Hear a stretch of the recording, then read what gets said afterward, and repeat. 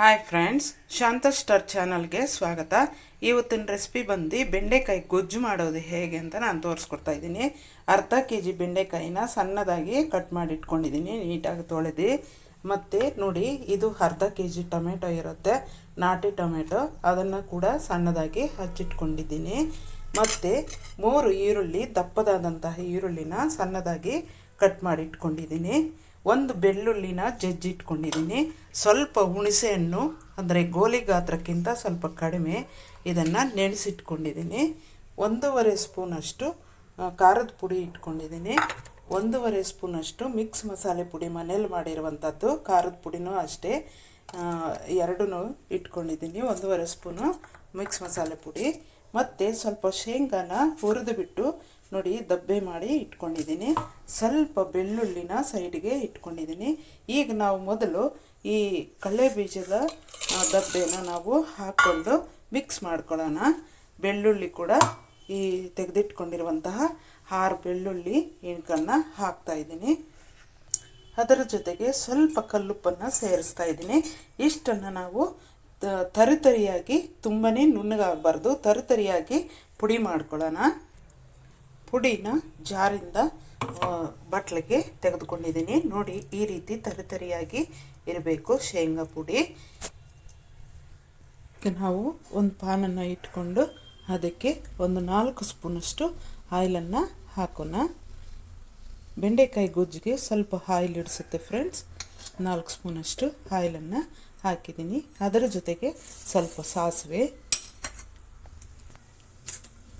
ಸ್ವಲ್ಪ ಕಡಲೆಬೇಳೆ ಹಾಕ್ತಾಯಿದ್ದೀನಿ. ಇಷ್ಟನ್ನು ಫ್ರೈ ಮಾಡೋಣ. ಕಡಲೆಬೇಳೆ ಸ್ವಲ್ಪ ಫ್ರೈ ಆದ ನಂತರ ನೋಡಿ, ಈ ರೀತಿ ಫ್ರೈ ಆದರೆ ಸಾಕು. ಈಗ ನಾವು ಈರುಳ್ಳಿನ ಕಟ್ ಮಾಡ್ಕೊಂಡಿರೋದನ್ನು ಹಾಕಿ ಫ್ರೈ ಮಾಡೋಣ.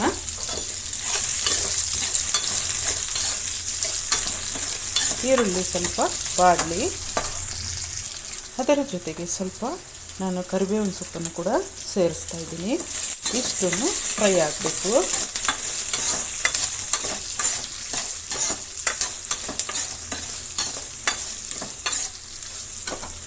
ಸಾಸಿವೆ, ಕರಿಬೇವಿನ ಸೊಪ್ಪು, ಈ ಇಂಗ್ರೀಡಿಯೆಂಟ್ಸ್ ಎಲ್ಲ ಹಾಕಿದ್ರೇ ಫ್ರೆಂಡ್ಸ್ ಎಲ್ಲನೂ ಕೂಡ ಸ್ಮೆಲ್ಲು, ಘಮ ಅನ್ನೋದು ಚೆನ್ನಾಗಿ ಬರುತ್ತೆ. ಈರುಳ್ಳಿ ಇಷ್ಟು ಫ್ರೈ ಆದರೆ ಸಾಕು, ಅರ್ಧಂಬರ್ಧ ಫ್ರೈ ಆಗಬೇಕು, ತುಂಬಾ ಫ್ರೈ ಆಗೋಂಗಿಲ್ಲ. ಈಗ ನಾವು ಬೆಂಡೆಕಾಯಿ ಕಟ್ ಮಾಡಿರೋದನ್ನು ಸೇರಿಸೋಣ. ಈ ಬೆಂಡೆಕಾಯಿ ಚೆನ್ನಾಗಿ ಫ್ರೈ ಆಗಬೇಕಾಗತ್ತೆ.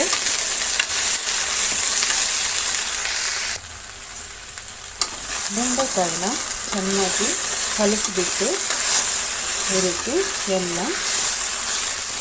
ಒಂದು 2 ನಿಮಿಷ ನಾವು ಪ್ಲೇಟನ್ನು ಮುಚ್ಚೋಣ. ಮಧ್ಯದಲ್ಲಿ ತೆಗೆದು ಒಂದೊಂದು ಸಲ ಹಾಗೆ ಕಲಸೋಣ. ಮಧ್ಯದಲ್ಲಿ ತೆಗೆದು ಒಂದೊಂದು ಸಲ, 1-2 ಸಲ ಹೀಗೆ ನಾವು ಕಲಸಿ ಮುಚ್ಚೋಣ. ಬೆಂಡೆಕಾಯಿ ಚೆನ್ನಾಗಿ ಬೇಯುತ್ತೆ. ಬೇಗನೆ ಬೇಯಬೇಕಂದ್ರೆ ಮುಚ್ಚಬೇಕು, ಮಧ್ಯದಲ್ಲಿ ಕಲಿಸ್ಬೇಕು. 1-2 ನಿಮಿಷ ಆ ರೀತಿ ಮಾಡಿದರೆ ಸಾಕು. ಈಗ ನಾವು ಮುಚ್ಚಳ ತೆಗೆಯೋಣ. ಮುಚ್ಚಳ ತೆಗೆದು ನೀಟಾಗಿ ಕಲಸಿ 2 ನಿಮಿಷದಾದಮೇಲೆ ಟೊಮೆಟೊ ಸೇರಿಸೋಣ. ನೀಟಾಗಿ ಕಲಸೋಣ. ಟೊಮೆಟೊ ಜೊತೆ ಚೆನ್ನಾಗಿ ಬೇಯಲಿ.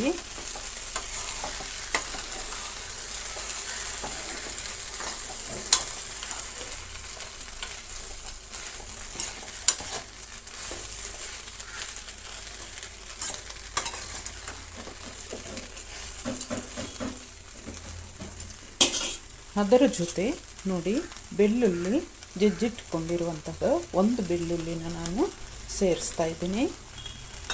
ಅದನ್ನು ಕೂಡ ನೀಟಾಗಿ ಕಲಸೋಣ. ಇದು ಬೆಳ್ಳುಳ್ಳಿ ಒಳ್ಳೆ ಫ್ಲೇವರ್ ಕೊಡುತ್ತೆ ಫ್ರೆಂಡ್ಸ್, ತುಂಬಾ ಟೇಸ್ಟ್ ಆಗಿರುತ್ತೆ ಬೆಳ್ಳುಳ್ಳಿ ಹಾಕಿದರೆ. ಯಾವುದೇ ಗ್ರೇವಿಗೆ ಬೆಳ್ಳುಳ್ಳಿನ ಹಾಕಬೇಕು, ಆವಾಗ ತುಂಬಾ ಸ್ಮೆಲ್ಲು ಚೆನ್ನಾಗಿರುತ್ತೆ, ಟೇಸ್ಟು ಚೆನ್ನಾಗಿರುತ್ತೆ. ಯಾವುದೇ ಗೊಜ್ಜು ಮಾಡಲಿ ಬೆಳ್ಳುಳ್ಳಿ ಹಾಕಿದರೆ ಒಳ್ಳೆ ಟೇಸ್ಟ್ ಬರುತ್ತೆ ಫ್ರೆಂಡ್ಸ್. ಈಗ ಮತ್ತೆ ಒಂದು 2 ನಿಮಿಷ ಆ ರೀತಿ ಪ್ಲೇಟನ್ನು ಮುಚ್ಚೋಣ. ಆಗಾಗ ಮಧ್ಯದಲ್ಲಿ ತೆಗೆದು ಕಲಸೋಣ. ಬೆಲ್ಲ ಸ್ವಲ್ಪ ಸೇರಿಸಿ ಬೆಲ್ಲದ ಜೊತೆ 1 ನಿಮಿಷ ಬೆಂದರೆ ಸಾಕು.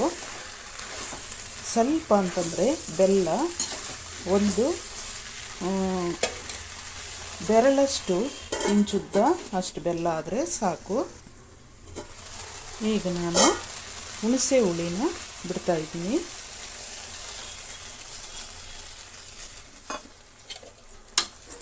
ಹುಣಸೆ ಹುಳಿನಲ್ಲಿ ಸ್ವಲ್ಪ ಬೇಯಲಿ. ಒಂದು ಅರ್ಧ ನಿಮಿಷ ಬೆಂದರೆ ಸಾಕು. ಇನ್ನೇನು ಮುಚ್ಚಬೇಕಾಗಿಲ್ಲ. ಒಂದು ಅರ್ಧ ನಿಮಿಷ ಬೇಯಲಿ.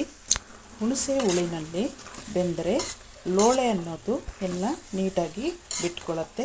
ಹಾಗಾಗಿ ನಾನು ಹುಣಸೆ ಹುಳಿ ಎಲ್ಲ ಹಾಕಿದ್ದೀನಿ. ಇನ್ನೇನು ಟೊಮೆಟೊ ಎಲ್ಲ ಚೆನ್ನಾಗಿ ಬೆಂದಿದೆ. ಬೆಲ್ಲ ಆದ ನಂತರನೇ ನೀವು ಹುಣಸೆ ಗೊಜ್ಜನ್ನು ಬಿಡಬೇಕಾಗತ್ತೆ. ಈಗ ನಾನು ಖಾರದ ಪುಡಿ ಸೇರಿಸ್ತಾ ಇದ್ದೀನಿ. 1/4 ಸ್ಪೂನ್ ಇದೆ ಖಾರದ ಪುಡಿ. 1.5 ಸ್ಪೂನು ಮಿಕ್ಸ್ ಮಸಾಲೆ ಪುಡಿ ಇದೆ. ಎರಡನ್ನು ಸೇರಿಸ್ತಾ ಇದ್ದೀನಿ.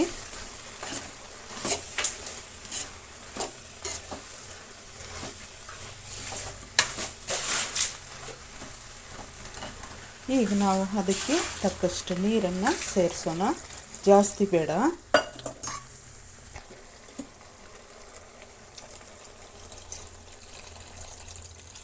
ಬೆಂಡೆಕಾಯಿ ತೊಯ್ಯುವಷ್ಟು ನೀರು ಹಾಕಿದರೆ ಸಾಕು. ಜಾಸ್ತಿ ಏನು ಹಾಕಬೇಕಾಗಿಲ್ಲ ನೀರು. ಗೊಜ್ಜಿಗೆ ನೀರು ಜಾಸ್ತಿ ಹಾಕಬಾರ್ದು.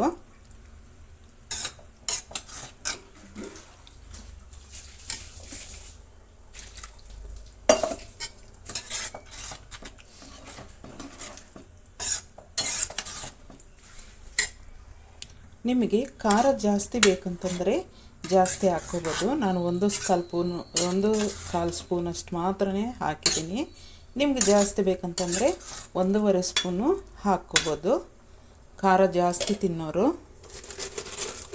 ಈಗ ನಾನು ಕಲ್ಲುಪ್ಪನ್ನು ತಕ್ಕಷ್ಟು ಉಪ್ಪನ್ನು ನಾನು ಸೇರಿಸ್ತಾ ಇದ್ದೀನಿ.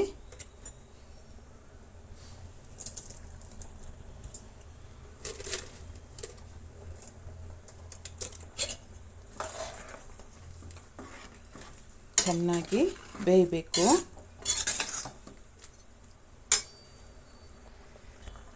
ಕಾಲು ಸ್ಪೂನಷ್ಟು ಅರಿಶಿನ ಕೂಡ ಇದೇ ಟೈಮ್ನಲ್ಲಿ ಸೇರಿಸ್ಬೇಕಾಗತ್ತೆ.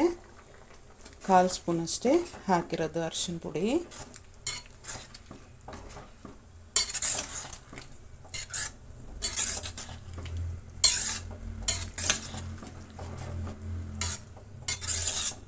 ಈಗ ಇದು ಸ್ವಲ್ಪ ಚೆನ್ನಾಗಿ ಹದಕ್ಕೆ ಬರೋ ತನಕ ಬೇಯಲಿ. ಒಂದು 5-6 ನಿಮಿಷನೇ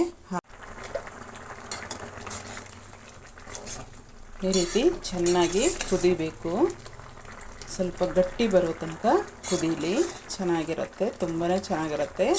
ಗೊಜ್ಜು ಯಾವತ್ತೂ ಗಟ್ಟಿಯಾಗಿ ಇರಬೇಕು. ನೀರು ಜಾಸ್ತಿ ಹಾಕಿದರೂ ಕೂಡ ನೀವು ಚೆನ್ನಾಗಿ ಹೀರ್ಕೊಳ್ಳೋ ತನಕ ನೀವು ಈ ರೀತಿ ಫ್ರೈ ಮಾಡಿ. ನೋಡಿ, ಆ ರೀತಿ ಗೊಜ್ಜು ಹದಕ್ಕೆ ಬಂದ ಮೇಲೆ ಈ ರೀತಿ ಕುದಿಯುತ್ತೆ. ಆವಾಗ ಗೊಜ್ಜು ರೆಡಿ ಇದೆ ಅಂತ ಅರ್ಥ ಮಾಡ್ಕೋಬೇಕು ನಾವು. ಒಂದು 4-5 ನಿಮಿಷದಲ್ಲಿ ಗೊಜ್ಜು ರೆಡಿ ಆಗಿಬಿಡುತ್ತೆ. ಈಗ ನಾವು ಇನ್ನೇನು ಇಳಿಸ್ತೀವಿ ಅಂತ ಅನ್ನೋ ಸಮಯದಲ್ಲಿ ನಾವು ಏನು ಮಾಡಬೇಕಂತಂದರೆ ಕಡಲೆ ಬೀಜ ಪುಡಿ ಮಾಡಿ ಇಟ್ಕೊಂಡಿರೋದನ್ನು ನಾವು ಸೇರಿಸೋಣ. ಶೇಂಗಾ ಪುಡಿನ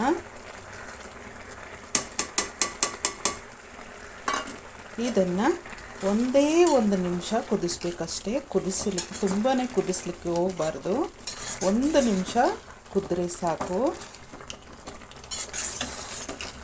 ಲಾಸ್ಟ್ನಲ್ಲಿ ಇಳಿಸುವಾಗೆ ಹಾಕಬೇಕಾಗತ್ತೆ, ಮುಂಚೆ ಹಾಕಬಾರ್ದು. 1 ನಿಮಿಷ ಕುದ್ರೆ ಸಾಕು. ಗೊಜ್ಜು ರೆಡಿ ಆಯಿತು ಫ್ರೆಂಡ್ಸ್. ಇನ್ನೇನು ಸ್ಟವನ್ನು ಆಫ್ ಮಾಡ್ತಾಯಿದ್ದೀನಿ. ಬಹಳ ಬಹಳ ರುಚಿಯಾದಂತಹ ಗೊಜ್ಜು ರೆಡಿ. ಎಲ್ಲರೂ ಮಾಡಿ ನೋಡಿ, ತಿಂದು ನೋಡಿ, ಶೇರ್ ಮಾಡೋದನ್ನು, ಲೈಕ್ ಮಾಡೋದನ್ನು, ಕಮೆಂಟ್ ಮಾಡೋದನ್ನು ಮರಿಬೇಡಿ ಫ್ರೆಂಡ್ಸ್. ಯಾರು ನಮ್ಮ ಚಾನಲನ್ನು ಸಬ್ಸ್ಕ್ರೈಬ್ ಮಾಡ್ಕೊಂಡಿಲ್ವೋ ಅವರು ಸಬ್ಸ್ಕ್ರೈಬ್ ಮಾಡ್ಕೊಳ್ಳಿ, ಶೇರ್ ಮಾಡಿ, ಕಮೆಂಟ್ ಮಾಡಿ, ಲೈಕ್ ಮಾಡಿ. Thank you very much. ಬೆಂಡೆಕಾಯಿ ಗೊಜ್ಜು ರೆಡಿ. ಚಪಾತಿ, ರೊಟ್ಟಿ, ಅನ್ನ, ಮುದ್ದೆ ಪ್ರತಿಯೊಂದಕ್ಕೂ, ಪೂರಿ ಕೂಡ ತುಂಬಾ ಚೆನ್ನಾಗಿರುತ್ತೆ, ಪರೋಟಗೂ ಚೆನ್ನಾಗಿರುತ್ತೆ friends. Thank you very much.